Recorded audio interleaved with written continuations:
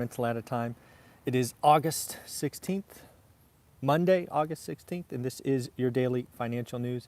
Before we get into the news, real quick, two people we have to congratulate for doing the work and closing on their first or next rental property. I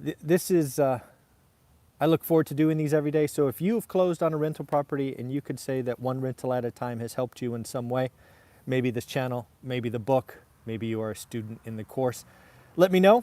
I will need your address because I will mail you one of these. So first, let's congratulate Atlas and Talia for getting a deal, and then Darwin for closing a deal. Congratulations again, Darwin and Atlas and Talia. I will mail them right when I walk by the mailbox. As I look at the daily financial news, a couple of quick things. First and foremost, we are 14 subscribers shy of 22,000. So if you like getting your daily financial news every morning and have yet to subscribe, do me a favor, hit that little button. Also, if you would like to help elevate these videos, if you can give me a thumbs up or maybe something in the comments, I guess the YouTube algorithm likes early thumbs up and comments. So if you do that for me, thank you very much. Lastly, I did finally load the 50-year spreadsheet. I put it in the free course as well as the How to Get Started One Rental at a Time course. Both of them, you can find it in the bonus section. I did a quick video yesterday, kind of outlined what's in it, and went ahead and loaded that yesterday. So if you've liked what we've done with the 50-year spreadsheet, you can now go get it. There's a quick 8 to 10 minute video to kind of let you know how I pulled it together, what data sources, and all of that. So lastly, if you do get that spreadsheet and you add more information to it, don't be shy. Share it with me so that we can help others going forward. So as I look at the daily financial news, where am I going to start? I guess I'll start here at the bottom. Did you know August 14th, so I think that was Saturday, was 50 years since President Richard Nixon at the time, took us off the gold standard. I saw a bunch of those I guess, posts in my Instagram feed yesterday, of all things. I didn't see him Saturday, but I saw him on Sunday, so interesting. Anyways, 50 years since we've been off the gold standard. Don't really have an opinion about it. Just is what it is. It's been that way my entire life. So just thought that was an interesting day in history. Next up, what do we got? We have, since we're talking about gold, looks like UBS and Goldman Sachs are having a different opinion. So I would love to know yours. UBS has come out and said basically sell gold or hedge gold if you have a strategic position, because as the economy recovers, rates will move higher. That will take the dollar higher and push gold lower. That again is UBS on one side. Then you have Goldman Sachs saying, hey, we see gold going to 2,000 and silver going to $30. I don't have an opinion on this. I don't have meaningful positions in any of those, but I'm curious, if you are a gold bug, where are you going, or do you see the economy and the interest rates and thus the dollar strengthening, so you would be selling gold? Let me know below. Just curious what you're thinking on gold is. Are you buying gold or selling gold? Or maybe we should say silver. Are you buying silver or selling silver? Let me know below. Just curious what my audience is looking into. I saw an interesting article from a couple of, I guess I'll say these are guys in the feds. These were not Fed presidents. These were guys that were kind of arming past Fed presidents with information. I believe these two gentlemen are going to be presenting their paper this month when they get together in Jackson Hole.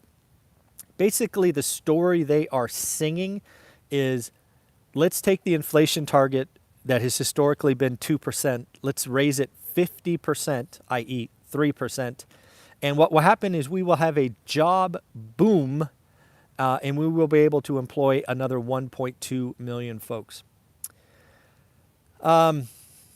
Again, as an economist or somebody who studied economics in college, I'm not one that follows the employment picture. I believe there are other things to look at, like consumer behavior. I do think it's interesting. It kind of feels like you're creating a theory after the horse is out of the barn, if you know what I mean, kind of justifying it by looking backwards. It doesn't feel authentic to me. I'm actually most afraid that, real wages are going to go negative. Yes, wages, statistically speaking, are rising. However, I believe that inflation is rising faster than wages, at least at the consumer level. And I think when we look back on this in a couple of years, real wages, which is, the adjustment when you take out inflation, will be proved to be negative, which is doesn't bring me a lot of joy. That doesn't feel good. I don't know if you've noticed this. Maybe it's just me, but I am seeing a ton of landlords sue and actually go after damages. Another one we're talking about. Now we have a Detroit landlord, JPA Holdings LLC. They are suing the 36th District Court and the chief judge named William Maxino? I don't know. Whatever. Chief judge of the 36th District. They're going after the Fifth Amendment and the taking clause. And again, they are suing the court and the judge. We already have, the lawsuit down south of $100 million going after the CDC. This class action suit in Detroit is seeking, what do they call it? Class action status. More and more landlords have had enough. They are going after, and there's actually more articles in the press about small mom and pop landlords getting crushed. Because if you don't know, yes, we may be behind 10, 20, 30 grand, but if the tenant bolts, they ghost, as I've talked about in the past, landlords are left holding the bag. So all these people claiming that CDC is sending money out or the government sending money out, it doesn't come up if the tenants ghost and they have to fill out paperwork. It's just a big, big mess. But yes, I'm noticing more and more lawsuits. This is giving me more and more confidence that once the Supreme Court is engaged, that this thing will go bye-bye. So we will see what happens there. Don't know if you saw this, but it looks like China reported some very weak numbers, at least weak by their standards. I think that could explain a lot of what's going on in the market. I think I checked just before I walked out, and the market is down at the open. Looks like China industrial and retail sales disappointed. Why is this important? As I've been sharing with you the last 18 months or so, China is kind of 6 months ahead of the United States and the rest of the world with dealing with this. So what China may be showing us is, this Delta variant is impacting consumers, right? Retail sales in China actually only grew 8.5%. However, the expectations were for 11.5%. Most specifically, online shopping in China only grew 4%, where for the last 5 years, it's averaged 21% quarter on quarter. So a significant drop. And I'm wondering, is the U.S. and rest of the world going to experience something? We'll start to see, I think it's tomorrow, we get retail sales. And then we have Walmart and Home Depot and Lowe's on and on and on this week. So it's going to be a very interesting week.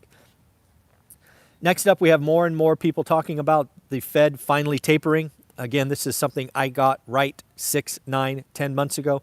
I told you and suggested that by the end of the year, the Fed will begin tapering. They will likely be talking about it at the Jackson Hole meeting. Now the question is it September or November? I don't think it really matters the actual event. It actually matters when they start talking about it, because the markets are very fluid and they will move weeks and months before the actual tapering begins. So it is going to see. And again, let's remember, I believe the Fed will raise rates at least once next year, a full year before they say they intend to. So watch out for that. Don't know if you saw this, but it looks like food stamps or what do they call it?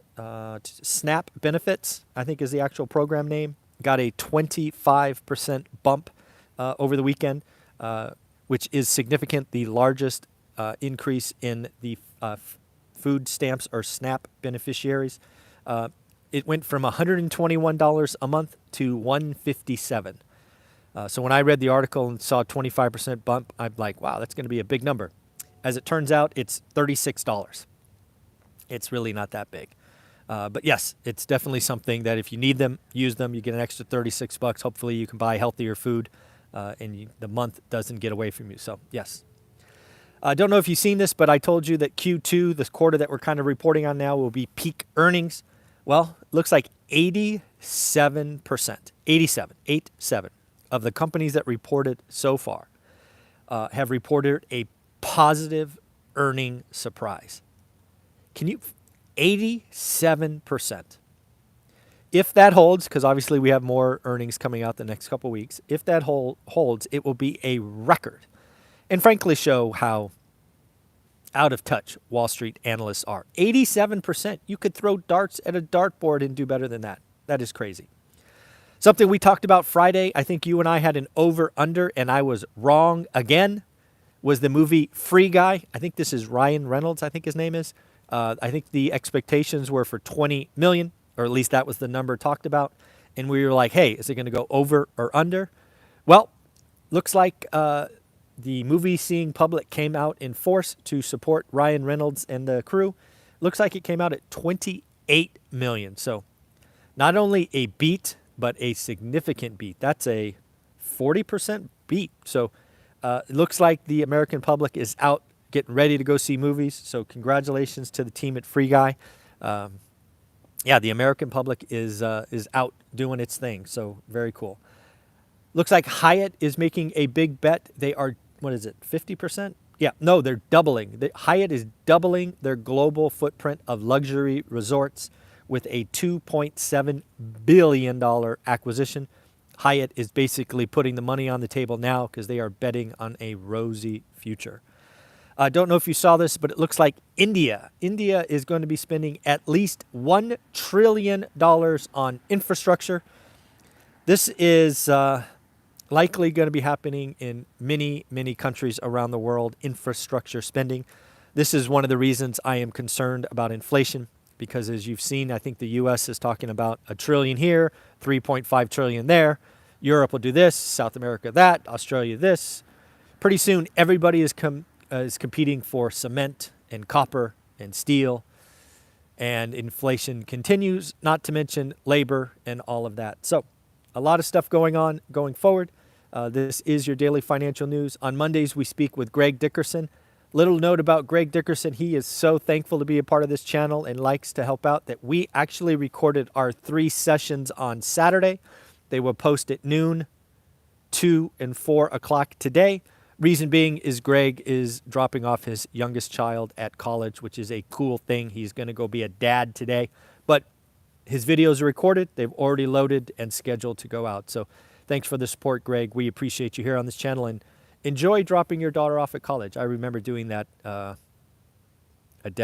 than a decade ago. It was fun. So have a wonderful day, everyone. The Daily Financial News. Remember, we'll be back tomorrow. And lastly, if you can help me get to 22,000, that would be great. Hit subscribe. Give me a thumbs up. Comments. Let's have some fun. Take care. Bye.